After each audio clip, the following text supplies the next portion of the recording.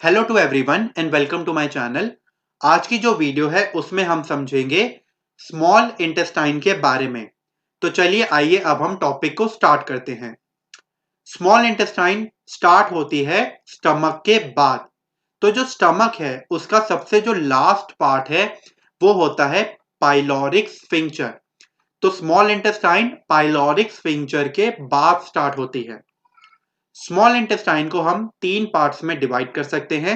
सबसे पहला पार्ट है डियोडेनम, सेकंड पार्ट है जेजुनम, थर्ड पार्ट है इलियम। तो ये तीन पार्ट मिलकर बनाते हैं हमारी स्मॉल इंटेस्टाइन। तो आइए अब हम इन तीन पार्ट की लेंथ को चेक कर लेते हैं। Duodenum is 8 to 11 inches long और 20 to 28 centimetre long. It is of C shape. तो जो डियोडेनम होता है हमारे स्मॉल इंटेस्टाइन का सबसे छोटा पार्ट होता है। ये होता है करीब 8 से 11 इंच तक लंबा या फिर 20 से 28 सेंटीमीटर तक लंबा। डियोडेनम पूरे स्मॉल इंटेस्टाइन में सबसे स्टेबल पार्ट होता है एंड ये ज्यादा मूव नहीं करता, ये एक जगह पे फिक्स रहता है। एंड डियोडेनम जो है वो सी शेप का होता है। अगर हम इस स्मॉल इंटेस्टाइन की इमेज में चेक करें, जो पर्पल कलर में है वो है हमारा डियोडेनम। आप देख सकते हैं डियोडेनम स्मॉल इंटेस्टाइन में सबसे छोटा पार्ट है एंड ये एक सी शेप में है। एक चीज और है, जो डियोडेनम है वो पैंक्रियास के हेड को कवर करके रखता है। जैसे आप यहाँ देख पाएंगे कि ये सी शेप में है और यहाँ पे जो ये गैप है यहाँ पे आता है आपका पैंक्रियास। तो डियोडेनम पैंक्रियास के हेड को कवर करके रखता है। अब हम आगे बढ़ते हैं जेजुनम की तरफ। जेजुनम इज 9 फीट लॉन्ग और 2.8 metre long. It digest any remaining food and make it easy for the ileum to absorb the food. तो जेजुनम जो है वो करीब 9 फीट तक लंबा होता है and it is 2.8 metre long. ठीक है। जेजुनम का मेन फंक्शन क्या है? जो भी खाना अनडाइजेस्टेड रह गया है, मतलब जो खाना स्टमक में प्रॉपरली डाइजेस्ट नहीं हो पाया है, उसका डाइजेशन जेजुनम में होता है। तो main function of jejunum is to digest any remaining undigested food. चलिए अब हम देख लेते हैं इलियम को। Ileum is the longest part in small intestine. तो इलियम हमारे स्मॉल इंटेस्टाइन का सबसे लंबा पार्ट होता है। It is 13 feet to 4 metre long. करीब 13 फीट या फिर 4 मीटर तक ये लंबा होता है। Major absorption take place in ileum. तो इलियम का मेन फंक्शन है यहाँ पे फूड का एब्जॉर्प्शन होता है, मतलब फूड में जितना भी न्यूट्रिएंट है वो सारा बॉडी एब्जॉर्ब करती है। और ये वन ऑफ द रीजन है कि इलियम इतनी लंबी क्यों है। ये इतनी लंबी इसलिए है ताकि फूड जितना ज्यादा लंबा समय इस पार्ट में बिता सके और बॉडी उसमें से जितना हो सके न्यूट्रिएंट्स को एब्जॉर्ब कर सके। ठीक है। तो यही रीजन है कि इलियम सबसे लॉन्गेस्ट पार्ट है हमारे स्मॉल इंटेस्टाइन में। तो ये तीन पार्ट है डियोडेनम, जेजुनम और इलियम। आप इमेज में भी देख सकते हो, ये है डियोडेनम, ग्रीन कलर में है जेजुनम और ये जो रेड कलर में है ये है इलियम। तो ये तीन पार्ट मिलकर बनाते हैं हमारी स्मॉल इंटेस्टाइन। चलिए अब हम इन तीनों पार्टों को डिटेल में समझ लेते हैं। तो जो सबसे पहला पार्ट था वो था हमारा डियोडेनम।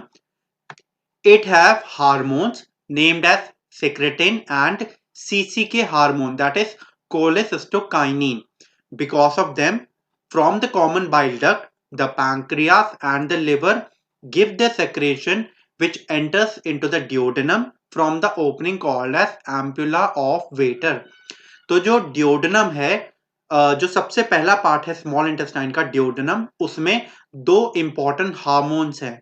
सबसे पहला है सिक्रेटिन, सेकंड हार्मोन है सीसीके hormone, that is cholecystokinin hormone.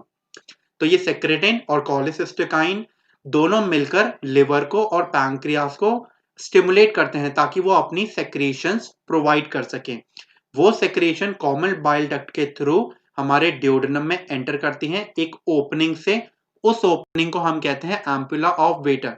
तो आप ये कह सकते हैं डियोडेनम में जो ओपनिंग है जहां से सेक्रेशन एंटर करते हैं ये है ampulla of waiter.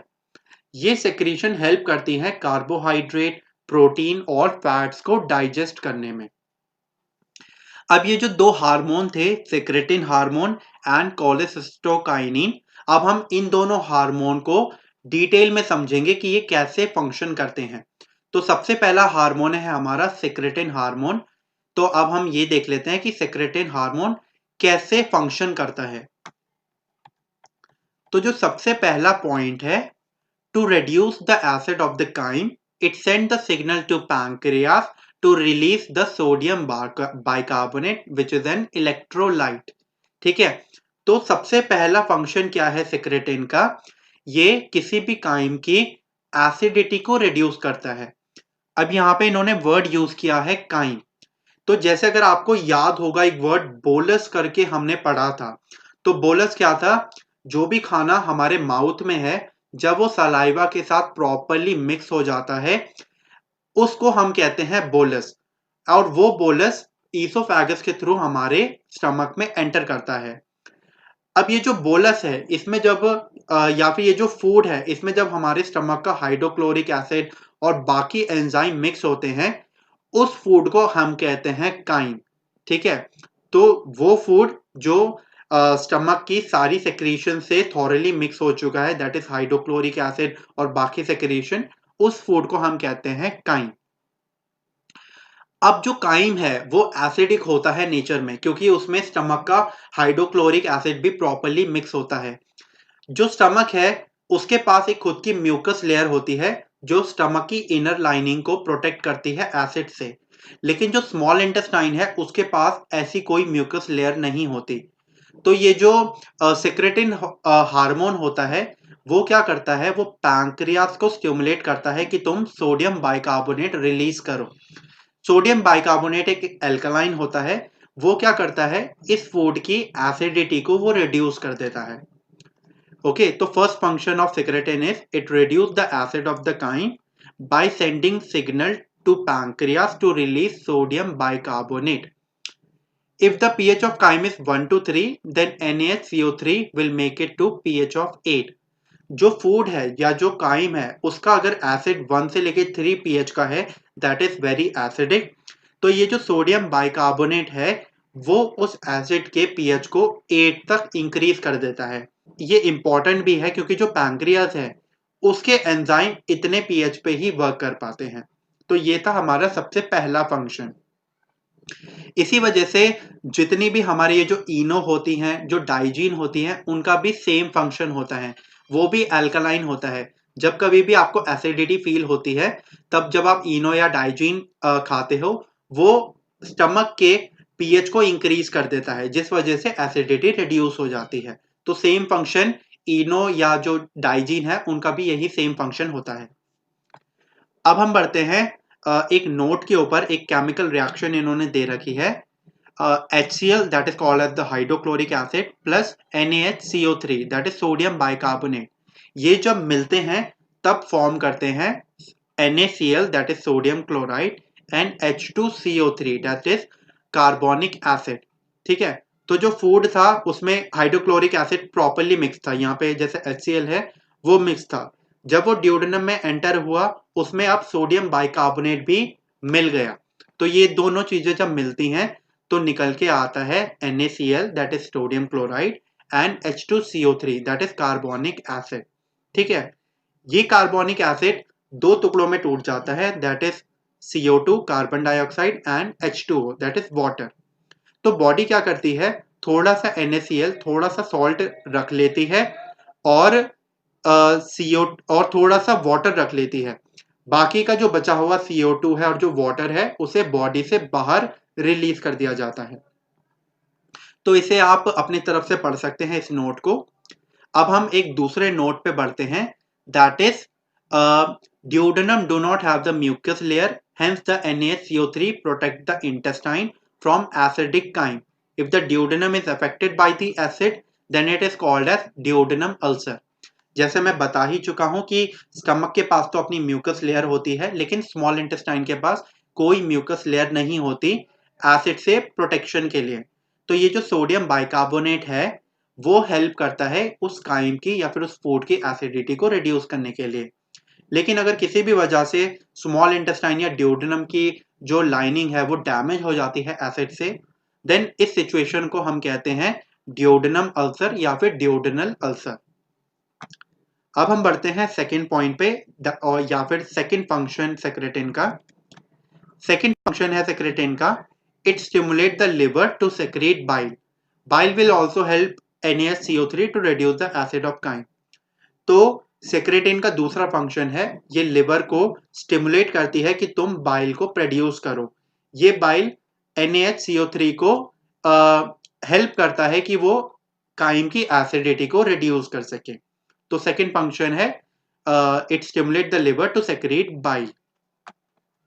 Third part में आते हैं या फिर थर्ड फंक्शन में आते हैं, reduce the motility of jejunum so that chyme do not go further unless and until fat and protein are properly digested। तो सेक्रेटिन का तीसरा फंक्शन है, ये जेजुनम की मोटिलिटी को या फिर मूवमेंट को ये कंट्रोल करके रखता है, मतलब रिड्यूस कर देता है ताकि खाना एकदम से आगे ना चले जाए, थोड़ा टाइम लगाए जेजुनम में ताकि खाना प्रॉपरली डाइजेस्ट हो जाए। ठीक है, it reduce the motility of jejunum, ताकि जो काइम है जब तक वो प्रॉपरली उसमें जो प्रोटीन है जो फैट्स है प्रॉपरली डाइजेस्ट ना हो जाए तब तक खाना आगे ना बढ़े। तो ये तीसरा फंक्शन था जेजुनम की मोटिलिटी को रिड्यूस करना। चलिए अब हम सेक्रेटिन के चौथे फंक्शन को समझ लेते हैं। Control the pyloric sphincter movement not to open and bring the new chyme unless and until previous chyme is digested in duodenum. तो हम जानते हैं जो भी खाना हमारे स्टमक में है वो पाइलोरिक स्फिंक्टर के थ्रू हमारे स्मॉल इंटेस्टाइन में या डियोडेनम में एंटर करता है। तो ये जो सेक्रेटिन है वो पाइलोरिक स्फिंक्टर की मूवमेंट का कंट्रोल करके रखती है कि जब तक जो खाना डियोडेनम में है वो प्रॉपरली डाइजेस्ट ना हो जाए तब तक नया खाना एंटर नहीं होना चाहिए। तो इस तरीके से सेक्रेटिन पाइलोरिक स्फिंक्टर की मूवमेंट को भी कंट्रोल करती है। आइए अब हम देख लेते हैं पांचवें फंक्शन को। पांचवा फंक्शन है stops the gastrin to produce more HCl unless and until new chyme come. This help in protection from the stomach ulcers। तो हम जानते हैं जो गैस्ट्रिन होता है उसका काम है कि स्टमक में कितना HCl फॉर्म होना चाहिए अकॉर्डिंग टू द फूड। तो सेक्रेटिन गैस्ट्रिन को कंट्रोल करता है कि जितना अभी फूड प्रेजेंट है उसके अकॉर्डिंग ही HCl प्रोड्यूस हो और तब तक HCl आप ना प्रोड्यूस करो जब तक नया काइम एंटर ना हो। तो ये one of the major function है सेक्रेटिन का। तो अब हम देख लेते हैं कि सेक्रेटिन के क्या क्या फंक्शन थे। तो जो सबसे पहला फंक्शन था सेक्रेटिन का वो था काइम के एसिड को रिड्यूस करना और पैंक्रियास को स्टिमुलेट करना ताकि वो सोडियम बाइकार्बोनेट रिलीज कर सके। वो सोडियम बाइकार्बोनेट वो जो काइम है उसकी एसिडिटी को रिड्यूस करता है। जो सेकंड पॉइंट है वो है सेकंड फंक्शन है secretin will stimulate the liver to produce bile. Third function है सेक्रेटिन जेजुनम की मोटिलिटी को रिड्यूस करता है ताकि फूड मैक्सिमम टाइम तक रह सके और प्रॉपरली डाइजेस्ट हो सके। फोर्थ है सेक्रेटिन पाइलोरिक स्फिंक्टर की मूवमेंट को भी कंट्रोल करता है कि जब तक डियोडेनम में जितना खाना है वो डाइजेस्ट ना हो जाए तब तक पाइलोरिक स्फिंक्टर से नया खाना ना एंटर हो। एंड लास्ट फंक्शन है सेक्रेटिन का, ये गैस्ट्रिन को भी कंट्रोल करता है कि ज्यादा HCl प्रोड्यूस ना करे। ठीक है, तो ये फंक्शन थे सेक्रेटिन के। चलिए अब हम सीसी के हार्मोन या कोलेसिस्टोकाइनिन हार्मोन के फंक्शन को समझ लेते हैं। तो जो सबसे पहला फंक्शन है सीसी के हार्मोन का वो है it stimulate pancreas to release the hormones which will help in digestion of carbohydrate fat and protein. तो सीसी के हार्मोन पैंक्रियास को स्टिमुलेट करेगा कि वो अपनी सेक्रीशन प्रोवाइड करे और जो पैंक्रियास की सेक्रीशंस हैं वो हेल्प करेंगी कार्बोहाइड्रेट फैट्स एंड प्रोटीन के डाइजेशन में। ठीक है, तो ये हो गया पहला फंक्शन सीसी के हार्मोन का। अब हम बढ़ते हैं सेकेंड फंक्शन पे। It stimulate gall bladder to give bile according to ghee and oil present in the food. This bile is important for the breakdown of fats. अब सेकंड फंक्शन सीसी के hormone का है कि ये गॉल ब्लैडर को stimulate करेगी कि वो बाइल को रिलीज करे। अब जो गॉल ब्लैडर है वो बाइल को स्टोर करता है। बाइल प्रोड्यूस होता है लिवर में लेकिन स्टोर होता है गॉल ब्लैडर में। तो हम गॉल ब्लैडर को कह सकते हैं it is the storehouse of bile. तो सीसी के हार्मोन गॉल ब्लैडर को स्टिमुलेट करेगी कि बाइल को रिलीज करे according to oil and ghee which is present in the food. मतलब खाने में जो घी और ऑयल की क्वांटिटी होगी उसके अकॉर्डिंग ही बाइल रिलीज होगा। ठीक है, और ये बाइल बहुत ज्यादा जरूरी है क्योंकि बाइल ही फैट को डाइजेस्ट करता है। तो बाइल क्या करता है, जो फैट के बड़े बड़े ग्लोब्यूल्स होते हैं या फैट के जो बड़े बड़े टुकड़े होते हैं, बाइल उन उन टुकड़ों के बीच में आ जाता है और उन टुकड़ों को आपस में जुड़ने से रोकता है। ठीक है, एक नोट गिवन है उसको समझ लेते हैं।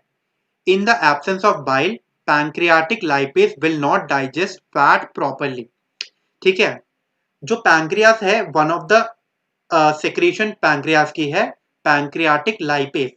जो पैंक्रियाटिक लाइपेज है उसका फंक्शन है छोटे छोटे जो फैट के टुकड़े होते हैं उनको डाइजेस्ट करना। तो अगर बाइल प्रोड्यूस नहीं होगा तो पैंक्रियाटिक लाइपेज प्रॉपरली फंक्शन नहीं कर पाएगा। तो इसी वजह से बाइल की बहुत इंपॉर्टेंस है, क्योंकि जो बड़े बड़े ग्लोब्यूल्स है उन पे पैंक्रियाटिक लाइपेज वर्क नहीं कर पाएगा। तो इंपॉर्टेंट है कि बाइल उन बड़े बड़े ग्लोब्यूल्स को छोटे छोटे टुकड़ों में तोड़े ताकि पैंक्रियाटिक लाइपेज बाद में उन छोटे छोटे टुकड़ों पे वर्क कर सके। तो ये सेकंड फंक्शन था सीसीके हार्मोन का कि गॉल ब्लैडर को स्टिमुलेट करना। थर्ड फंक्शन में आते हैं। CCK will stimulate the pancreas to release pancreatic amylase. It will convert carbohydrate into glucose. तो हम पहले ही पढ़ चुके हैं, हमारे माउथ में एक टाइलिन करके एक सेक्रीशन होती है। वो टाइलिन क्या करती है, हमारा जो फूड है उसमें उसको ग्लूकोज में कन्वर्ट करती है। मतलब उसमें जो कार्बोहाइड्रेट होता है उस कार्बोहाइड्रेट को ग्लूकोज में कन्वर्ट करती है। ठीक है, लेकिन जब हमारा फूड हमारे इंटेस्टाइन में आता है तो पैंक्रियाज एक एंजाइम रिलीज करता है जिसको हम पैंक्रियाटिक अमाइलेज कहते हैं। पैंक्रियाटिक अमाइलेज का भी फंक्शन एग्जैक्टली टाइलिन की तरह ही है। तो इसका भी फंक्शन है कार्बोहाइड्रेट को ब्रेक करना और कार्बोहाइड्रेट को ग्लूकोज में कन्वर्ट करना। ठीक है, तो सीसीके हार्मोन पैंक्रियास को स्टिमुलेट करेगा कि वो पैंक्रियाटिक अमाइलेज सेक्रेट करे। अब हम बढ़ते हैं चौथे फंक्शन पे। It stimulate the pancreas to produce trypsin and chymotrypsin. These two will convert the remaining protein into amino acid that was digested by pepsin. अब जो सीसीके हार्मोन है वो पैंक्रियास को स्टिमुलेट करेगा कि वो ट्रिप्सिन और कीमोट्रिप्सिन को रिलीज करे। ट्रिप्सिन और कीमोट्रिप्सिन प्रोटीन को डाइजेस्ट करते हैं। हम ये पहले पढ़ चुके हैं कि हमारे स्टमक में एक एंजाइम होता है जिसे हम कहते हैं पेप्सिन। वो पेप्सिन प्रोटीन को डाइजेस्ट करता है। तो जो ये ट्रिप्सिन और जो कीमोट्रिप्सिन है वो बाकी बचे हुए जो प्रोटीन है उसको अमीनो एसिड में वो कन्वर्ट करते हैं। ठीक है, तो ये हो गया चौथा फंक्शन सीसीके हार्मोन का कि वो पैंक्रियास को स्टिमुलेट कर रहा है जो ताकि वो ट्रिप्सिन और कीमोट्रिप्सिन को बाहर भेजे। अब हम आते हैं पांचवें और आखिरी फंक्शन पे सीसीके हार्मोन का। It will stimulate the pancreas to release lipase. Lipase will convert fat into fatty acid and glycerol. ठीक है, तो सीसीके हार्मोन पैंक्रियास को दोबारा स्टिमुलेट करेगा कि वो लाइपेज सिक्रीट करे। और जो लाइपेज है उसका फंक्शन है कि वो फैट को फैटी एसिड में और ग्लिसरॉल में कन्वर्ट करता है। तो ये 5 फंक्शन है हमारे सीसीके हार्मोन का। सबसे पहला फंक्शन है कि वो पैंक्रियास को स्टिमुलेट कर रहा है कि वो अपनी सेक्रीशन छोड़े ताकि कार्बोहाइड्रेट, फैट और प्रोटीन डाइजेस्ट हो सके। सेकंड फंक्शन है वो गॉल ब्लैडर को स्टिमुलेट कर रहा है कि गॉल ब्लैडर बाइल को बाहर निकाले ताकि फैट प्रॉपर्ली डाइजेस्ट हो जाए। तीसरा फंक्शन है सीसीके हार्मोन पैंक्रियास को स्टिमुलेट करेगा कि वो पैंक्रियाटिक अमाइलेज निकाले ताकि पैंक्रियाटिक अमाइलेज कार्बोहाइड्रेट को ग्लूकोज में कन्वर्ट कर सके। चौथा फंक्शन है ये दोबारा पैंक्रियास को स्टिमुलेट करेगा कि ट्रिप्सिन और कीमोट्रिप्सिन बाहर है। ये कीमोट्रिप्सिन और जो ट्रिप्सिन हमारे एंजाइम है वो प्रोटीन को अमीनो एसिड में कन्वर्ट करेंगे। फिर है last function, it will stimulate pancreas to release lipase. ये पैंक्रियास को दोबारा स्टिमुलेट करेगा कि वो लाइपेज को बाहर निकाले और ये लाइपेज फैट को फैटी एसिड में और ग्लिसरॉल में कन्वर्ट करेंगे। तो ये फंक्शन है सीसीके हार्मोन का। ठीक है, तो ये दो हार्मोन थे, सेक्रेटिन हार्मोन और सीसीके हार्मोन। उनके फंक्शन हम अच्छे से जान चुके हैं। अब जो फूड है वो ड्यूडेनम से होता हुआ हमारे नेक्स्ट पार्ट में जाएगा, that is jejunum and ileum. तो हम आगे बढ़ जाते हैं। Movement of food from duodenum to other parts of small intestine. Food move from duodenum to the second and third part of small intestine, that is jejunum, and then to ileum. अब जो jejunum है उसमें जो भी undigested food रह गया वो digest होगा। अब जब हम इलियम पे बढ़ेंगे, मतलब जो लास्ट पार्ट है स्मॉल इंटेस्टाइन का, उसमें हम बढ़ेंगे तो वहां पे मेजर एब्जॉर्प्शन होता है फूड में से, मतलब फूड में जितना भी न्यूट्रिएंट है वो एब्जॉर्ब होता है। अब वो कैसे होता है उसको हम समझ लेते हैं। In the ileum, most of the absorption take place. Ileum have villi for the absorption of nutrients from the food. Villi, what are villi? Villi, these are the finger-like projection which increase surface area for the absorption of food. तो जो ilium है उसमें बहुत सारी finger like projections होती हैं जिनको हम कहते हैं विलाई। ये जो विलाई होती हैं ये क्या करती हैं, एक तो सरफेस एरिया बढ़ा देती हैं, जितना ज्यादा हो सके फूड में से न्यूट्रिएंट निकल सके। ठीक है, और जो विलाइज होती हैं उसमें ब्लड सप्लाई अच्छी सी होती है। उन ब्लड सप्लाई के वजह से जो न्यूट्रिएंट्स हैं वो हमारे ब्लड स्ट्रीम्स में चला जाता है। तो यहाँ पे एक डायग्राम दे रखा है, उसको हम समझ लेते हैं। तो आप देख सकते हैं ये होती हैं हमारी विलाई। आप देख सकते हैं कि ये फिंगर लाइक प्रोजेक्शंस हैं। ठीक है, और इनके अंदर होती हैं ब्लड वेसल्स जो ब्लड कैरी करती हैं। तो इनको ऑक्सीजनेटेड ब्लड मिलता है, इसी वजह से ये एक्टिव रहती हैं, और जो भी न्यूट्रिएंट्स ये अब्जॉर्ब करती हैं ये डायरेक्ट ब्लड स्ट्रीम्स में पहुंचा देती हैं। ठीक है, तो अब जैसे मान लीजिए हमारी स्मॉल इंटेस्टाइन इस टाइप की है और उसमें होती हैं इस टाइप की विलाई, बहुत छोटी छोटी होती हैं विलाई। ये क्या करती हैं, फूड में से न्यूट्रिएंट्स निकालती हैं। इस इमेज से ज्यादा क्लियर हो जाएगा कि हमारी स्मॉल इंटेस्टाइन है और इसमें ये है विलाइस। तो एक तो होती है विलाइस और एक होती है माइक्रोविलाइस। माइक्रोविलाइस मतलब इन्हीं विलाइस पे और छोटी छोटी विलाइस होती हैं, उनको माइक्रोविलाइस कहते हैं। तो ये बहुत इंपॉर्टेंट पार्ट है हमारे इलियम का और हमारे स्मॉल इंटेस्टाइन का, क्योंकि ये फूड में से न्यूट्रिएंट्स को निकालता है। ठीक है, अब है एक नोट है, the villi will function properly if they receive proper amount of oxygen, hence haemoglobin level should be good and there should not be deficiency of vitamin B12। ठीक है, अगर बॉडी को प्रॉपरली फूड में से nutrient निकालना है तो हमारे बॉडी को ऑक्सीजन लेवल प्रॉपर होना चाहिए, हीमोग्लोबिन की डेफिशिएंसी नहीं होनी चाहिए। ठीक है, क्योंकि ये जो विलाइज हैं उनको ब्लड सप्लाई मिल रहा होता है। अगर इन्हें प्रॉपरली ऑक्सीजन नहीं मिलेगी तो ये प्रॉपरली फंक्शन नहीं करेंगी और न्यूट्रिएंट्स अब्सॉर्ब नहीं कर पाएंगी। इसलिए बॉडी में एक अच्छे से ऑक्सीजन लेवल होना चाहिए। जिन लोगों को भी हीमोग्लोबिन जिनका लेवल कम होता है या जिनमें विटामिन B12 की कमी होती है उनमें हमेशा कमजोरी रहती है, क्योंकि जो विलाइज हैं उनको प्रॉपरली ऑक्सीजन नहीं मिल रहा और प्रॉपरली न्यूट्रिएंट अब्सॉर्ब नहीं कर पा रहे। तो ये एक नोट है। इसके अलावा एक नोट और है, fats and protein may not enter the blood vessel, hence lymphs are there, but in the lymphs bacteria can also enter. अब हम ये जो इमेज है इसमें अगर देखें, ये जो विलाइज हैं इसमें ब्लड सप्लाई है, तो ये जो भी न्यूट्रिएंट अब्सॉर्ब करेंगी वो न्यूट्रिएंट वो डायरेक्ट ब्लड स्ट्रीम्स में डाल देंगी। लेकिन जो फैट और जो प्रोटीन होती हैं वो ब्लड वेसल्स में एंटर नहीं कर पाएंगे, तो इनके लिए होते हैं लिम्स। तो फैट और प्रोटीन लिम्स में एंटर करती हैं, बट जो लिम्स में जब ये फैट एंड प्रोटीन एंटर करते हैं तब बैक्टीरिया भी एंटर कर सकते हैं। ठीक है, और जब बैक्टीरिया एंटर करते हैं तब कोई ना कोई डिजीज हो सकती है। तो यही वजह है कि हमें इंडियन कल्चर में कहा जाता है कि आपको नॉनवेज नहीं खाना चाहिए, क्योंकि नॉनवेज में काफी ज्यादा बैक्टीरिया होती हैं और वो बैक्टीरिया डायरेक्टली एंटर कर सकते हैं आपके लिम्स के अंदर। तो आज की वीडियो में बस इतना ही। अब हमने पूरी तरीके से कंप्लीट कर लिया है हमारा स्मॉल इंटेस्टाइन का टॉपिक। अब हम मिलेंगे नेक्स्ट वीडियो में, एंड तब तक के लिए थैंक यू।